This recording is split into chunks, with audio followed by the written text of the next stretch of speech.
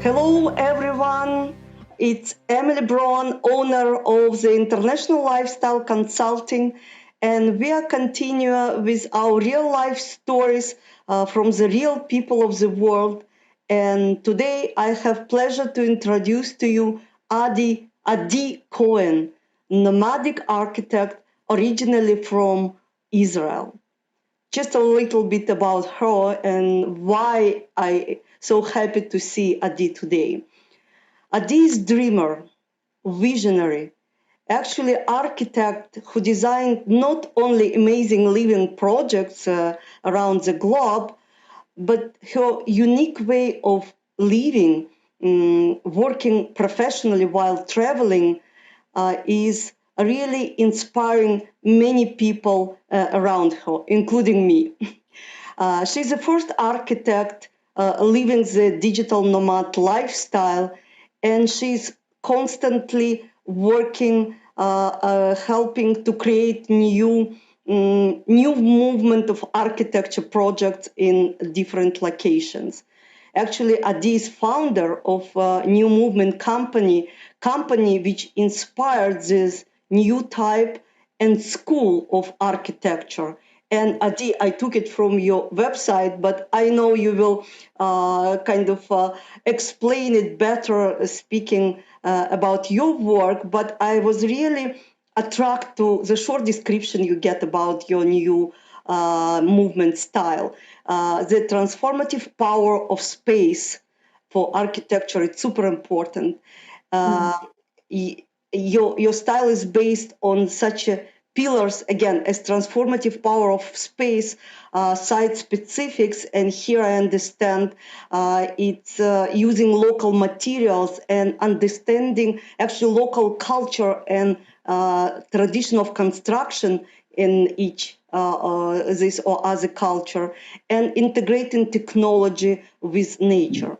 I know many people, in media speaking about it. What I like about you actually doing, you implementing this vision, and you already created such a project as a yoga retreat center in Lake Atitlan, Guatemala, which actually I visited in the past, and I even see how it's integrated in landscape of this place.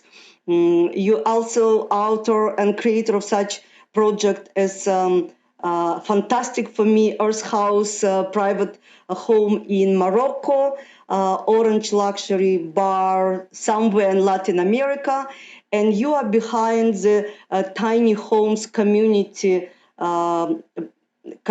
project, which one of my personal passion because I'm promoting co-living, co-working places, and I'm really trying to promote myself this project as well.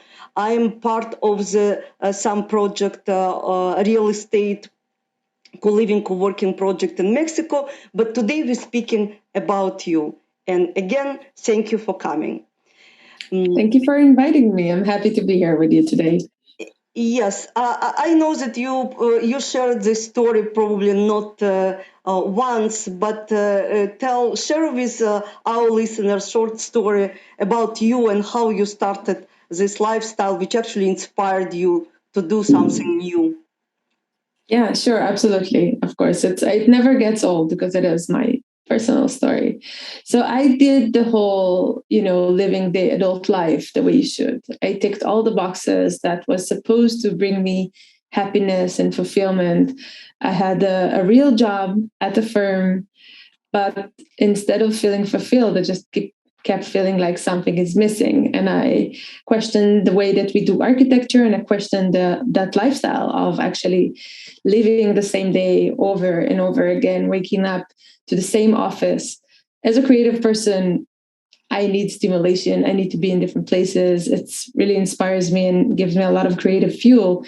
And I always had that wish to travel to many countries and see what it's like to be in different places around the world. How does it feel like to be in a certain place? Just walk the streets and see, there's this sense of place. And at some point I thought it's not going to happen to me. I had a very standard life. And I was unhappy. And then a few things happened. Like me and my partner, we broke up. One of my dear friends died out of cancer. And I just decided that I'm not going to wait any longer to live a life that I feel aligned with. And I'm going to sell all my belongings and get a one-way ticket to Japan. Because I always wanted to be there, to be somewhere that is radically different from where I grew up. And I just had that gut feeling that I want to go there. So I did that. Everyone around me thought I'm crazy, very worried. My father probably didn't sleep well at night. And I just went on this journey to the unknown where after a while, I met people who needed my skills as an architect. And I started doing international projects, which was quite a surprise to me because at that point, I thought that I have to give up my identity and my passion for architecture because I didn't like the lifestyle. But what I was very surprised to discover is that I can do both. I can travel while being an architect. And what the new movement, my studio, what we do nowadays, we help visionaries and change makers and all of our clients. They're very well traveled, they're global citizens, they've been around, they've seen everything, and then they fall in love with a certain place and they want to start a project there. And then they're looking for someone who had this freedom, that mindset of a global citizen, but also who is very respectful towards the local heritage and culture because they fall in love with the place for a certain reason. We don't want to just copycat buildings and do more of the same. And personally, what I'm interested in architecture is the way that the built environment affects us. Right? What is human-centered design and how can we create places that make people feel at their best? How can we optimize creativity and well-being and just use architecture as a tool to help people thrive, to make our lives better? So this is my personal mission. So it's amazing story, and I can confess and tell you again that you are one of these unsettled souls, actually adventure spirit, who really making life interesting and you are the magnet, I believe, that attract like-minded people. And I understand how fearful probably you were thinking about what I would do next, being specifically in a new place, amazing Japanese culture. But I think this energy probably attracted to you the first and following customers and co-workers, because I'm still interested to learn how you found the team, being the team, I believe, of architects and construction engineers. So my first question, how you working, how you managing such a team?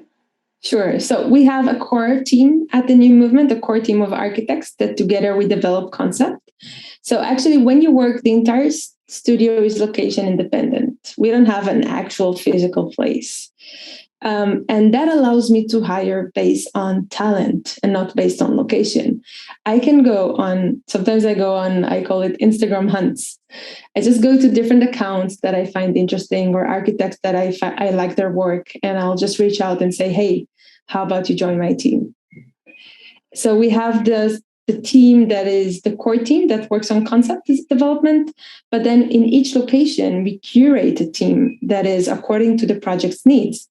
When each project is so different and each project is one of a kind, let's say now we're putting up a team for a project in Brazil, and we want someone who really understands the climate and the culture and the local materials. So I wouldn't bring an architect who's maybe from Portugal or from the UK to work on such a project in Brazil when it comes to understanding the local and analyzing the site and really understanding the region. So that's why we always put together a team that is specific to that project, and that gives us a lot of freedom in the way that we work. So it's always a collaboration between the concept team, that is the new movement, and the local team, who are the ones who are executing, doing the licensing, and supervising and coordinating the construction on site. But the way we do things is that it's not only architecture. Sometimes people come and ask me, do you also do interior design? I don't know where to draw the line between architecture and interior design, because as a person who seeks experiences, I'm interested in anything that a person experiences when he walks through the door. From the moment you touch the doorknob, what material are you touching? What kind of associations it creates for you, and what emotions it evokes? Because at the end of the day, this is what we remember. We remember how we feel in places. So when we create experiences, it's also the scale of the space and the materials you interacted, but it's also, the cushions that you touch when you sit on the sofa, or what you smell when you walk in the place. So we want to activate all the senses, and that requires hyper specialized teams. So this is exactly how we work. Does this answer your question? Yes, it's very interesting because actually I was thinking, I know kind of what kind of bureaucracy it might involve, creating a home in this or other country and licensing. And I understand you cannot be licensed as an architect in each country. So Of you should course. collaborate with local architect or construction engineer, correct, to do all the required paperwork like zoning and all other permission actually to build and implement. So now Of I course. understand the structure and actually the selection of the country of construction coming from the client. It's what client decide, or because like you building say in Guatemala because you get a request from people or somebody from Guatemala, correct? Or Brazil. Yeah. Yeah. So we have people reaching out to us through the website, through my own podcast sometimes, through mutual contacts. And sometimes it's just, the first client I ever had, we met in an elevator. That's a real story. We had the journey from the 26th floor to the ground floor. And that was enough to create the first connection. I didn't even know what the elevator pitch was back then. But we were just talking about this land that he's going to buy. And I was like, oh, I'm an architect and we should get together and run some ideas. And I ended up designing a house for him, which was amazing. So you never know where you're going to meet your clients or where the next opportunity or project are going to come from. That's why it's so magical. So I think it's coming from your personality because in what you are doing, you probably don't need like traditional sales speech. You need to be yourself, and people feel it, and they share with you their passion and their ideas. And I understand it was in Japan because I've heard this story, and Japanese not so open for strangers. I would say. I mean, it's part of their culture, and I just imagined somehow so quickly to be open to the person like you in elevator. It's a sign of a real chemistry, yes. Or Well, they weren't Japanese, my clients in Japan. They were from New Zealand. They just bought a hotel there. okay. But I Now, also had Japanese clients. okay, interesting. So people now probably find you through the common connections, yes. Of course, Because yeah. I didn't found that you kind of heavily promoting yourself as an architect, but I'm No. yes, I'm happy that it's again like-minded people kind of navigate to each other through the common connection, and Of course, and you want to have common grounds with your yes. clients. I wouldn't want to have a client that Googled architect and found me. When you connect in through your ecosystem, it means you're interested in similar things. It means you have similar ideas of the world, and therefore it's more likely that your common work together will be successful. I understand that personal values are very important to you. And I'm just wondering if your main life values a little bit changed over the years of remote work and travel. And if yes, how? That's a What? really good question. Yeah, I think at the beginning it was very important to me to be completely independent, to be completely on my own, to go to rural places and to immerse myself in different cultures. And with time, you just become lonely because let's say you meet people, you meet other travelers or maybe tourists. And I like to call myself a slow man. That means I like to stay at least 1 month in a place. I like to get to know the people and the culture and my neighbors and go to the same cafe every day and just create relationships. And when you travel fast, you don't get to do that. But also, if you travel slow in a place where there aren't so many location independent workers, you end up being quite alone with, facing the challenges of, business ownership and just having friends and social connections. So after a while, I shifted my focus a bit. So now I structure my year in a way, well, in normal years when we don't have pandemics, I structure my year in a way that allows me to go on adventures and explore new places that I never been to, but also go to places where I already know how things work, where to live, where to eat, that I already have friends and community. So having human connections all of a sudden became a priority for me. And actually, even 1 month might be not enough to establish human connection and actually to have feeling of the place, of the culture, because your project is kind of should be built as part of this texture, yes, fabric of this surrounding. Mm, Absolutely. in, That's the minimum, yeah. yeah, It's, so you have freedom, or you got it before COVID to live everywhere. In how many countries you lived since, lived and worked since you started your nomadic lifestyle? honestly, I don't keep count. Okay. I know that some places, some people have this list of, oh, I've been to 100 countries. I don't know. I don't keep the list. And my question was not about the list. It's actually coming to my next one. Like, what countries and places you prefer more because they inspired you to create something new, innovative, which actually became, signature of your architectural work. So I have to start with Japan again because it's such a playground for architects. The way that they do things is remarkable. And Portugal also have a very special place in my heart. Morocco, I have to go back to Morocco. Italy, I love. And of course, Central America, Guatemala, and Costa Rica is also very special. So as you can see, I'm in an identity crisis where I have too many places that I call home. No, I think it's not a crisis. It's versatility of your personality, and actually, it's beauty of your work. And I Thank believe you.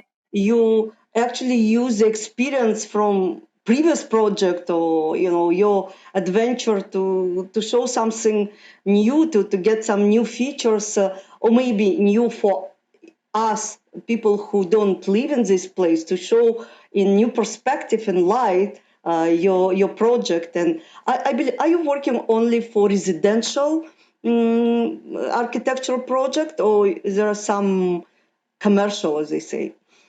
Yeah, so we work a lot in the area of hospitality since we really like to create guest experiences, but we also do private residence. It basically do everything that is one of a kind and interesting. We could do a small scale project of placemaking, or it could be something at bigger scale like eco lodges or different like yoga retreat centers and things like this. Um, it is true what you just said about inspiration. It feels like recently a friend called me a human Pinterest because I always have like different ideas of places I've been to, and it's just all stored, I guess, in my subconscious. And whenever I'm going to design a new project, I always have this different like building blocks that I keep in my archive and I can use and adjust according to the project. So that's always very interesting as a process to do. So I understand that every project it's kind of one of the kind, yes, or Correct. you can reuse some of the I don't know features, as you say, building blocks. Say in Latin America, it's more and less might be close local materials and environment, so you can reuse whatever you created, say in Guatemala, to a similar concept of co-living in Mexico, Belize, which is nearby, correct? Mhm. Yeah, I don't really like to reuse. I feel that each project is a sorry about that. I feel that each project is unique, and each location is unique, and always, like the sun path and the wind and the altitude could be completely different within the same country. You can have different climates.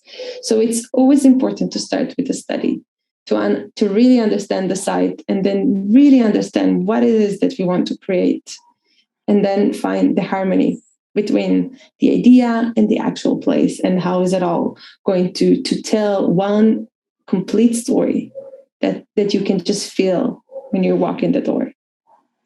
So I see very interesting picture for me on your background. Can you tell a little bit what is a place, what is about? I believe it's just residential home, or maybe it's co-living.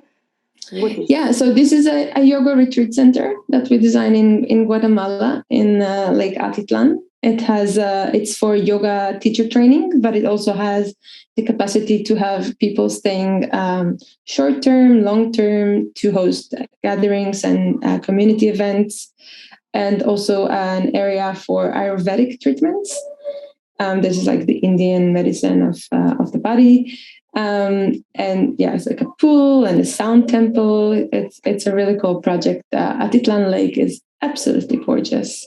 It's overlooking volcanoes, and it had this really incredible vibe. And I'd like to tell a story about that place, where in the Mayan tradition, the way that you start, how do you break grounds, let's say, like we do nowadays in a new project according to the Mayan tradition. So there's a ceremony that you do with a shaman to bless the land and actually ask permission to build a project before you even start designing anything. You gather the people around, and you put a fire, and you put some offerings on the land. And it was just so beautiful to participate in something like this. I felt so grateful to be able to see how, mindfully and respectfully other people are treating the land before we even start. And I think this is probably how every project should start, with a blessing, instead of just, putting the first foundation, which is cool, but it's a bit less spiritual, especially for a yoga center. Do you have connection with the places? I mean, are you coming back and visiting the projects you already built, like to have a vibe after a couple of years, what's going on? And maybe, when people are starting to live or to use this place, they need to change a little bit, or maybe, extend. Yes? Of course. That's always important to revisit. We do that in so many fields when you think about it. Imagine you're building a website, then you see how people are using it and you're optimizing it. And in architecture, we don't do that so much. And I think that's definitely something we should be doing more, to study how people are using the space, what can we improve, what can we do better, and just make it, just put the ego aside and try to create better places for human beings to live in, to work in. Yes. Yeah. Very interesting. In your personal, actually professional experience, in what countries it's easy to create something new, to get required permission from municipality, from local government, and actually implement your architectural ideas without red tape?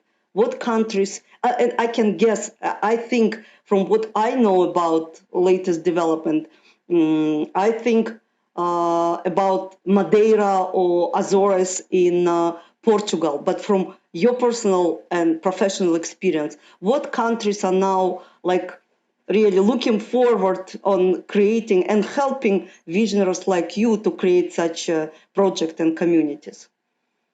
Well, I think it really depends on the municipality where you're building. Of course, in some rural areas, the only rule that you have is don't block your neighbor's view, and that's enough. And in some places where it's more regulated, like in Europe, let's say in Israel, it really depends if the project that you're creating is going to bring value to the place. A lot of the projects that we do have social impact. And that's a really great selling point. So you can, let's say you want to start a project, you can go to different, let's say you're considering different properties around Portugal. You can actually go to the city halls and present the project and say, hey, I'm looking to build this. why should I do it in your region? How can you help me bring this kind of innovative thinking and create something that has a positive impact in your area? And then let's think together, how can we make it work? So then you have kind of leverage. And also, if the city hall is interested in the project, especially rural projects, since there are so many abandoned villages around Europe and Portugal especially, if you're going to bring people to a region that is more rural and they have the population is just getting smaller and smaller each year, then they have an interest to help you develop it, and therefore everything is going to be easier when you do that. So it's always, again, we're going back to communication, to collaboration. These are the key. Yes, but with all this, there is some process. So now I understand that you have more chances to succeed, say, in rural areas of Spain, Portugal, Italy, or Latin America, where it's really there is interest to build something rather than in so-called developed areas or urban areas where the land is very expensive and there is more red tape to build something. Correct? True. Correct. Yeah. Interesting. And I know that you're passionate as well as me in creating co-living, co-working places. And I fully understand that for these places to be successful, the first step is create this environment, spacious, place. But it's even more important to find like-minded people to create, to create members of community who would really support each other, and actually compatibility is very important factor. So how I'm just wondering how co-living spaces managing this issue. I would say they have some eligibility requirements or kind of manifesto, or they somehow testing people how it works in real life. Well, big part of co-living is operations and having a community manager or really understand. So on my podcast, there's a really interesting episode, the one with Jean-Yves, and we're talking actually about co-working, but I think it could also apply to co-living when you think about it. So he says, don't try to accommodate everyone. When someone asks you, who is your target audience, don't say everyone, because then it's very not specific, right? So if you go to a restaurant and they know how to cook pizza, hamburger, sushi, noodles, and sweets, you think they're not going to be good at any of them probably because they don't have a specialty. So when you have your niche and when you can kind of tailor made the experience to a certain kind of people who really appreciate what you do for them, this is when you start to create a community. And I can also recommend there is a great nonprofit called Co-Live. It's the global organizations of co-living, and they have their magazine and they are hosting different webinars and conferences. We just had a conference, I think a month ago. That was really interesting. So the key is learn from others. The co-living community is very open and very collaborative, and it really depends on what you want to do and how to create a community. It's such a big question. I don't think, even if we'll have 3 more hours, I don't think I'll be able to answer that, but I can direct people to the right mindset of, don't try to accommodate everyone. And then when you know exactly what you want to do, also keep your mind open and see what people actually want. Sometimes we don't need to have a full schedule. Actually, most of the time, people don't want to have a full schedule when they go somewhere.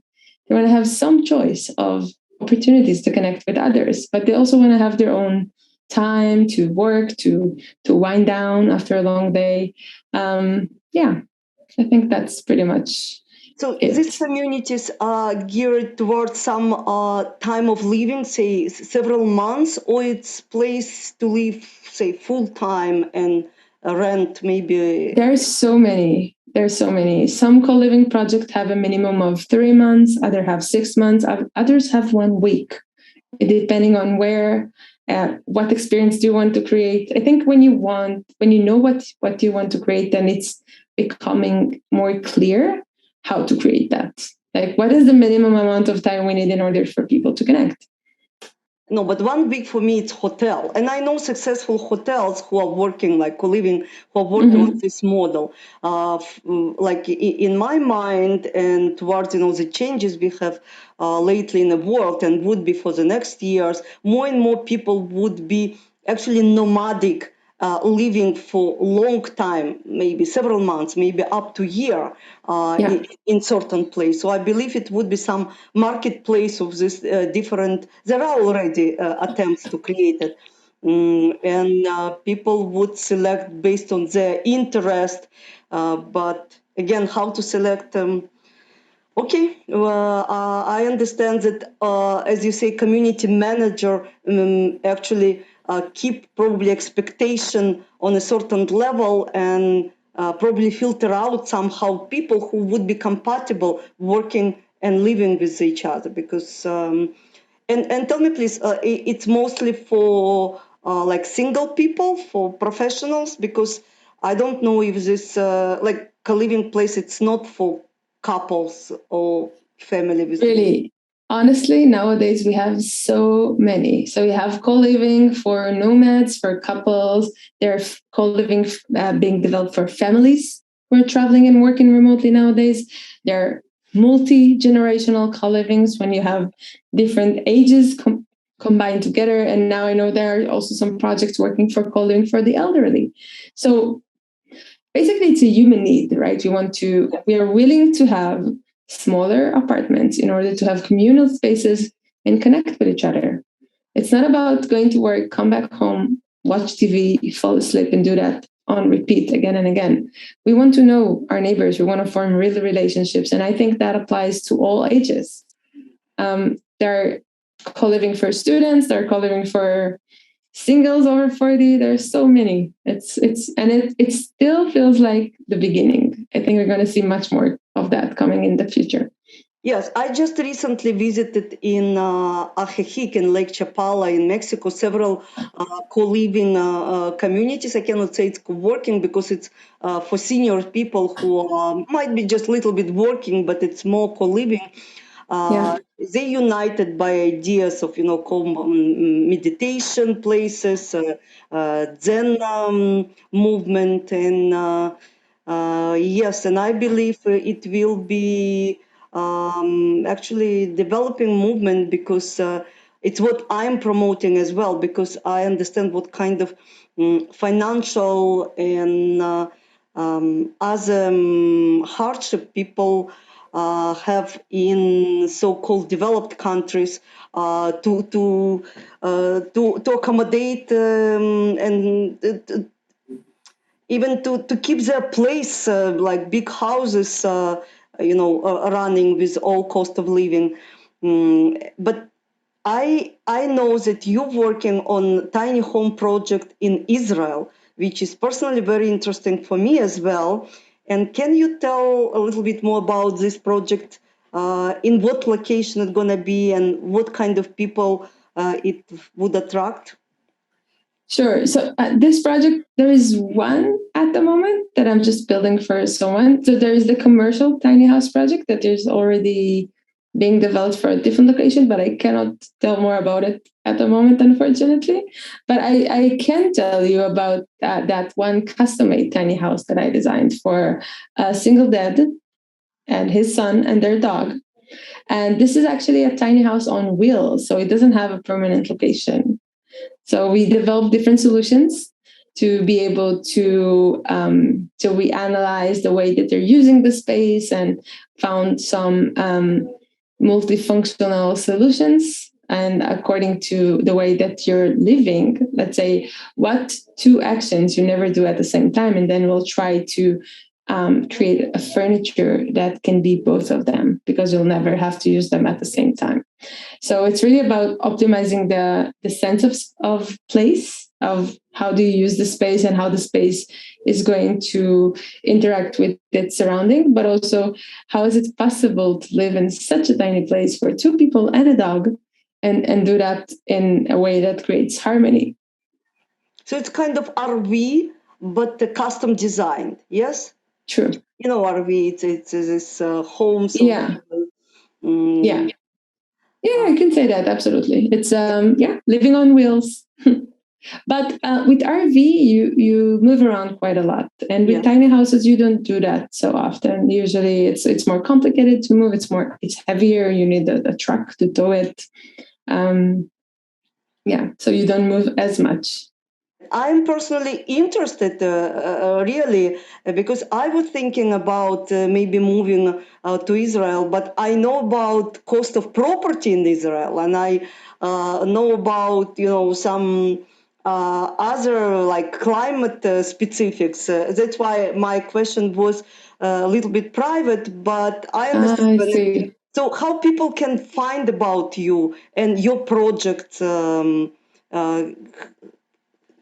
can you please? Sure, sure. So the best way to connect with me is through the website, where if you type the new movement or the new mvt.com, that's our website. And there you can also find links to our LinkedIn and Instagram and Facebook page. And this is all where it is. And if you're interested to know more about the podcast, it's called Go Out and Talk to Strangers, which is one of my life philosophies and how I started this journey.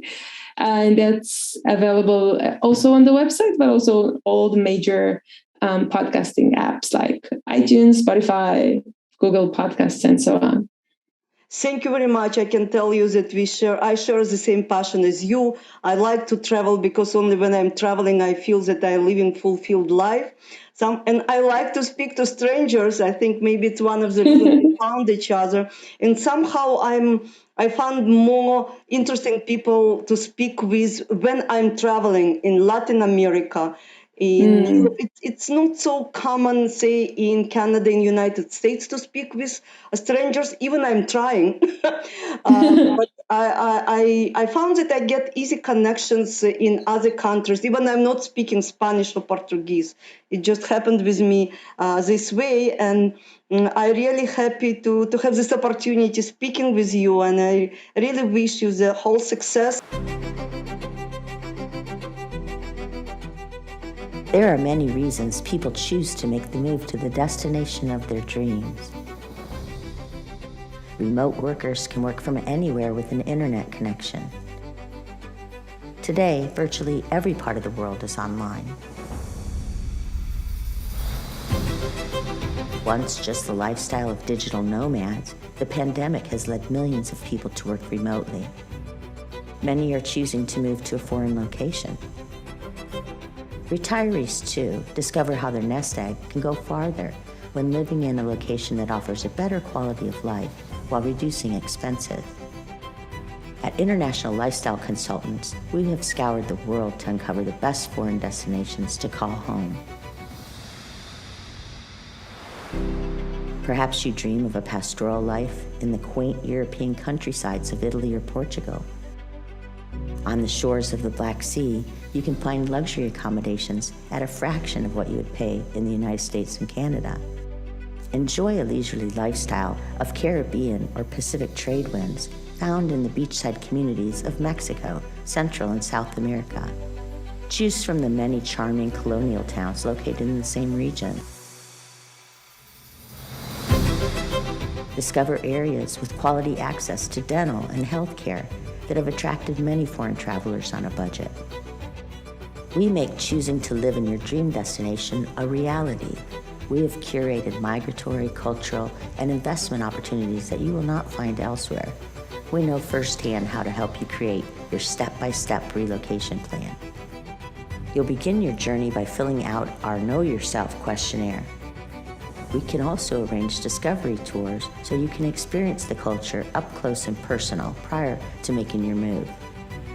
You don't have to dream of living in an exotic location. Contact us today and make that dream a reality.